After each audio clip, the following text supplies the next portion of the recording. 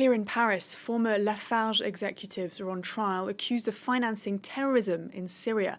Prosecutors have requested a €1.1 million fine against the cement giant and prison sentences of up to 8 years for the former executives. The case centres on allegations that Lafarge paid armed jihadist groups in Syria between 2013 and 2014 to keep its cement plant operating. Now, for more on this story, let's bring in Shirli Sitbon, who's at the trial. Shirli, this is quite a complex case. Can you talk us through what these charges are exactly?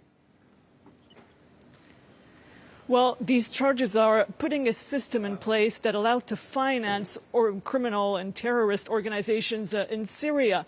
The accusation and basically this whole trial is based on a huge sum, 4.6 million euros, which were paid to various terrorist organizations operating in Syria between 2012 2014. That's when Lafarge, the cement maker, this big French company, was still open in the country. It had just this huge plant, the biggest one in the Middle East for Lafarge. It opened just before the revolution, the uprising, the civil war.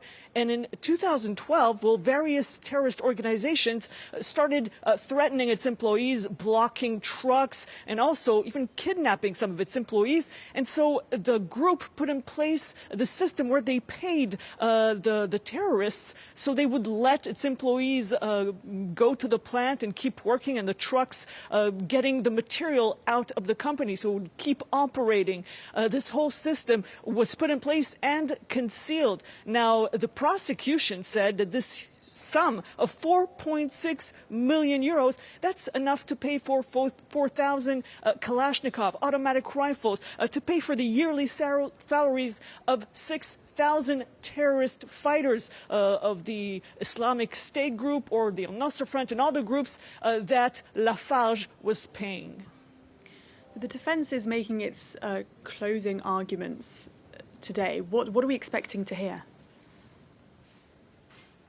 Well, we've been hearing now for several days the defense, and today 2 of the former executives are being defended here in court.